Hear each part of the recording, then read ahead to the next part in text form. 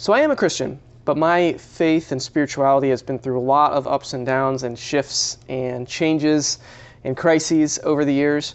And reading has always kind of been part of my journey. So I wanted to take a few minutes and cover 5 books that have had a really profound impact on my faith as it stands today. Let me tell you about them.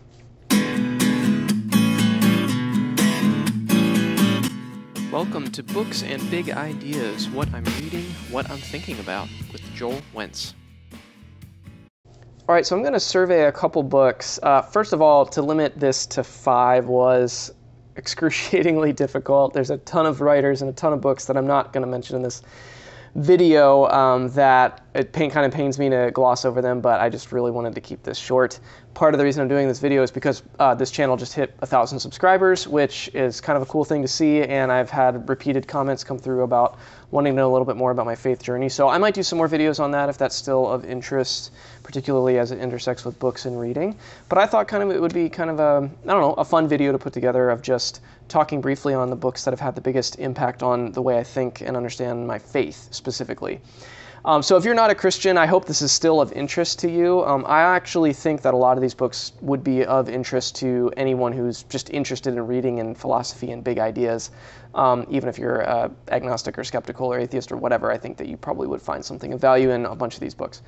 So how did I pick these books really quickly before I get into them? It was difficult. There's a combination here of some autobiography. So what are the books? These aren't necessarily though they've had the longest lasting impact, that I wouldn't necessarily call all of them my current favorite books on theology, if that makes sense. But they are ones that have just, given the season of life I was in when I read them, or some specific circumstances around my reading of these books, for whatever reason, these books left an indelible kind of impact and a stamp, if you will, on my faith, on my paradigm of faith, on what my faith looks like, what are my convictions, what are the pillars of my faith, how do I understand things, what are questions I'm allowed to ask now because of these books. All these things kind of came together in different ways in these books I'm about to talk about. So I'm going to comment on each one, say a little bit about how it played a role in my faith and why I love it, and what I think about it now.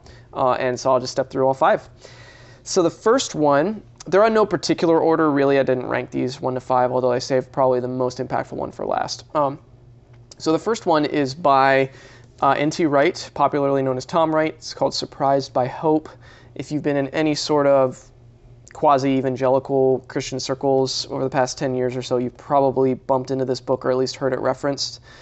This book hardly needs me to say much about it because it's been so successful and so widely known and widely read.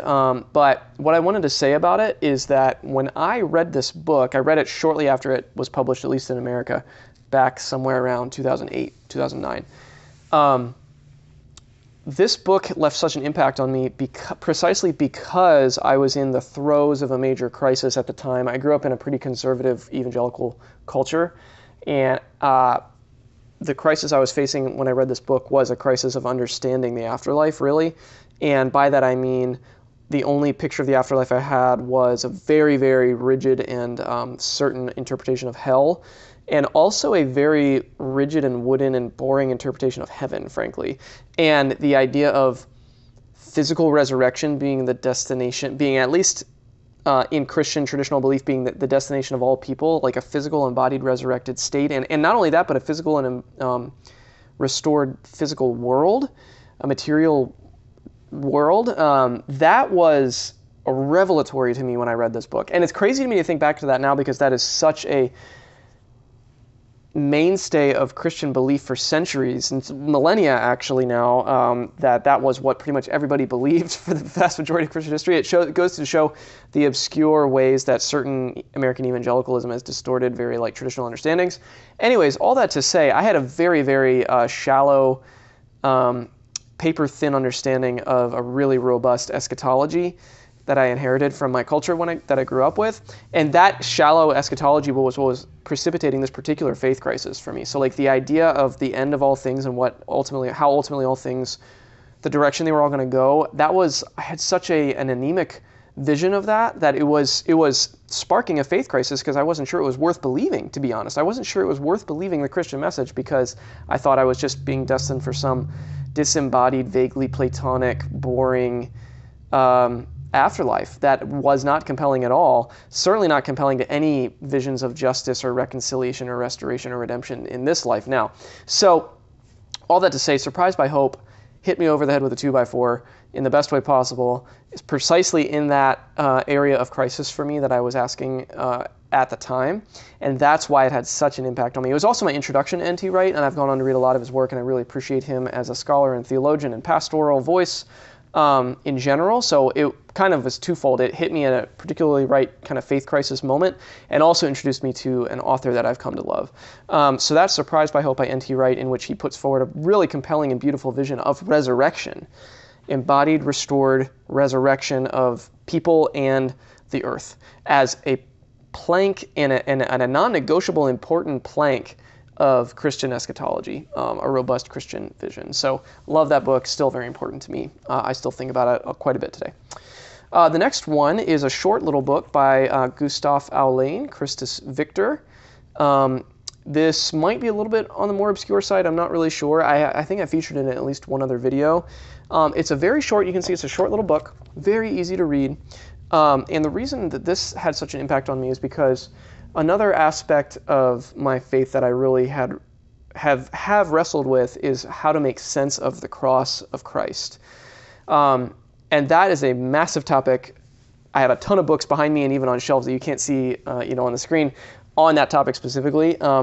But this book in particular, again, the time at which I read it, it really was like pouring water onto dry ground, because what Gustave Aulane does is he does an historical survey. He's a Lutheran scholar, so he takes a Lutheran lens on the question of the cross, in which in theological circles that's the question of atonement. So like basically the question is, how do Christians understand what was accomplished, so to speak, on the cross? How does that atone for what's wrong in the world and what's been done wrong through sin and death and all of that? That's what atonement is really trying to get at least in the Christian theological sense. And so Christus Victor, Gustave Aulane, looks historically at the church fathers, and that was another area of my faith growing up that I had no exposure to patristics. I'll say more about that in another book here in a minute. But he looks back at historical understanding of the cross, and he really restores to the center of the vision of the cross a sense of victory, divine victory over sin and victory over death. And so I grew up with a very particular understanding of the cross being purely kind of a punitive thing, a punitive justice, legal, books balancing transaction. That's what I was basically taught, was that there's a sense of justice, a sense of infringement of justice, and the cross is God punishing. I'm doing a very crude kind of interpretation of this, but it's actually not, this is not that much of a caricature, sadly. The way I was taught was that the infraction of justice was such that God poured out enough anger and wrath onto Jesus on the cross so as to balance out that infraction of justice kind of on a cosmic scale, and that's how the cross, quote unquote, works. This is what's known as, quote, penal substitutionary atonement theory. That's a whole rabbit trail. I don't need to get into that right now. All that to say, I inherited that very particular understanding of the cross and was never taught anything else about other layers of the cross, of what's going on there, how Christians have talked about it historically. And in comes Christus Victor with Gustave Aulane, at least when I read it, and he kind of blew that paradigm wide open and ushered in this whole sense of victory, not just the sense of infraction of justice and the balancing of the books of sin and all that stuff, but actual divine victory and powerful victory, hence Christus Victor. Christ is the victor in the cross. And the victory that was won is what Gustave Aulane argues vociferously for in this book, Recovering That Understanding. And he argues that that's what Luther was doing in the Reformation, which is another interesting angle on his argument. But all told, Christus Victor had a huge impact on blowing open kind of my understanding of even how to think about or talk about the cross. And it also opened up a world of other reading that I could go into along those lines. So it had a huge impact on me. All right, this is getting a little long, so I'm going to try to move along. The next one is a 2-volume massive set by one Gregory Boyd, who's a theologian I really, really appreciate. And this is The Crucifixion of the Warrior God. It's 2 volumes, huge, well over 1,000 pages. I love these books. They're controversial in some settings, and I will say I love them. I do think Boyd overstates his case in a few places. So just know that if you have opinions about these books, know that I have a nuanced take on them, but I love them for a few reasons. A, I just love his writing. He's a very impassioned writer, and even though this is super long, I just like sunk into it, and I almost found it to be like a page turner of a set of books. Also, he pushes the central idea of Crucifixion of the Warrior God is that he pushes really hard on a cruciform or cross-centered lens for understanding the troubling portraits of God in the Old Testament, troubling from a modern perspective. So the violent portraits of a warrior God waging holy war in certain areas of the world around Israel at the time.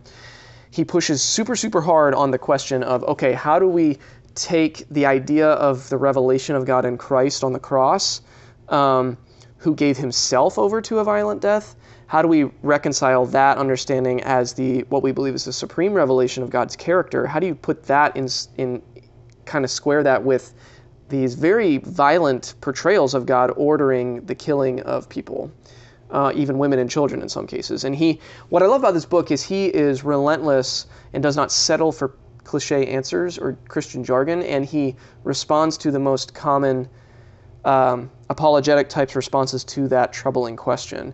But he pushes on it super hard and chases it down relentlessly with his impassioned writing and his pastoral voice. And yeah, he does overstate a few things, I would say, and I don't go quite as far as him. I think there's a little bit more fundamental continuity between Old and New Testaments, biblically speaking, than maybe he would say.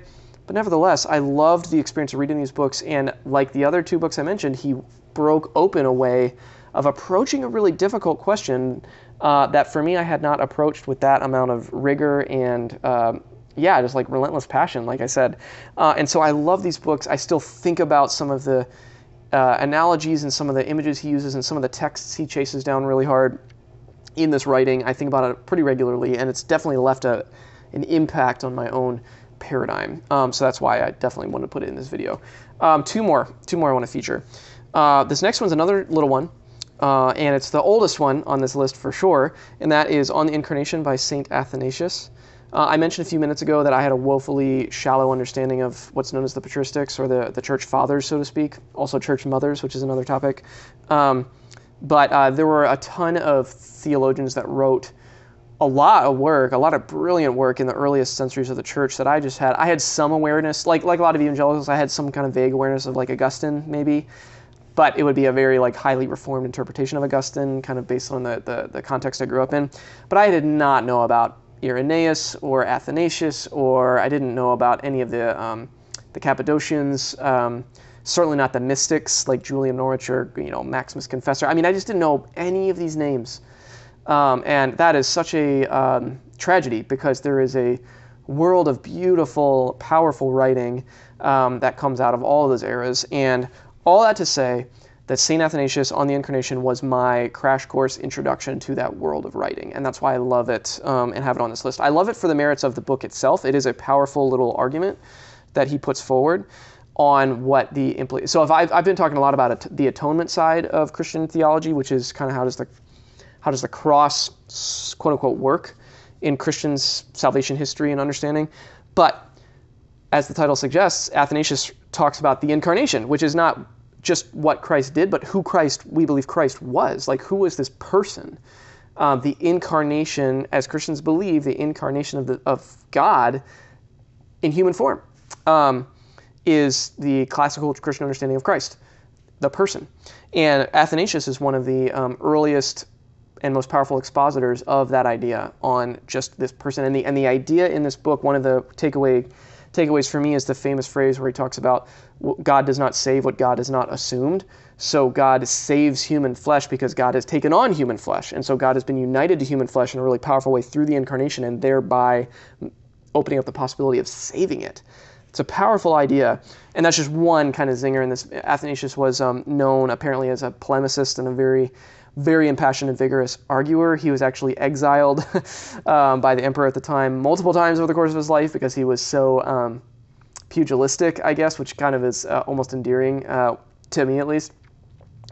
So Athanasius is a towering figure in church history, and this book opened up a whole understanding of a certain realm of theology for me when I read it at the time, but it also opened up the whole realm of patristic writing, which I kind of took a deeper dive into after reading this book. So On the Incarnation by St. Athanasius is a really, really important book in my thought today and in my story. And it also opened up, this is another whole angle on it, it kind of opens up a more of an Eastern approach to a lot of theological questions that if you grew up in a setting like mine, you've been limited to more Western, more of a Western approach as opposed to an Eastern approach, and Athanasius is in many ways a forefather of a more Eastern approach to Christianity. So it's really, really an important book for many reasons. And then finally, I don't have a hard copy with me because I actually am loaning it to someone because I push this book on to people a lot, and that is potentially another controversial choice depending on what kind of, circle you're in, but that is a book by David Bentley Hart, and that is The Experience of God. I cannot say enough about this book. And particularly, it's like a few other books in this list, I really think that part of the reason it's so important to me is because of the time in which I read it. So the season I was in in which I picked this book up was one of, if not the most profound faith doubt crises I have had, and it was my most recent one. It happened probably about 5 years ago as I record this, in which I was really wrestling with the question whether I could have an intellectually honest faith. Could I be intellectually honest and still call myself a Christian anymore? That was my driving question in this particular faith crisis that I was facing, and I was wondering if I was metaphysically, when it came to metaphysical questions, and really like if you pressed my metaphysical worldview at the time, I did not think that it would be possible for me to actually believe in a divine God. This is just me where I was at the time. I won't go into why. That's too much of maybe personal story, and that would make this video too long. But that's where I was in terms of a faith crisis and doubt and questions. That's where I was, and I guess you could say it was God's providence that I picked up this book. To be honest with you, I can't remember even how I discovered this book. I think it might have been referenced by another writer. But I grabbed this book. It was my intro to David Bentley Hart. I had no idea who he was. I had no context for him as a thinker.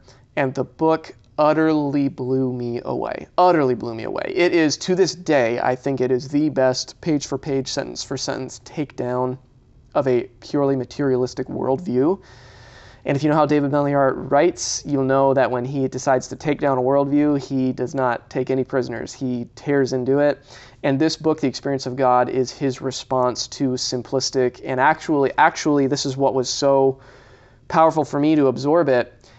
His take is that the atheistic, materialistic worldview that is so in vogue these days in the wake of the New Atheist movement and all that stuff, that worldview is intellectually lazy, intellectually thin, intellectually shallow. It's very, very shallow to just assume a materialistic worldview. And no one that I'd been exposed to all kinds of apologetics writings in the past, but no one, and still to this day, no one has done it the way that David Bentley Hart accomplishes in The Experience of God. He brings a profound philosophical acuity and sharp writing to that question, and a depth of understanding of classical metaphysics and classical philosophy and Christian history. They come together in an utterly beautiful way in this book. I absolutely adore The Experience of God. I love David Bentley Hart as a writer in general anymore, but this book was my intro to him, and this book intersected with my life at precisely I guess you could say, the time it needed to, because it spoke directly to the biggest questions I was asking and freed me up to a whole depth of understanding God with such philosophical and intellectual honesty and credibility and coherence that, frankly, it gave me permission to believe in God again. If that's not saying it too bluntly or dramatically, it gave me permission to believe in God again, and to know I was doing so with a wealth of philosophy and theology and the best of kind of intellectual history, frankly, on my side.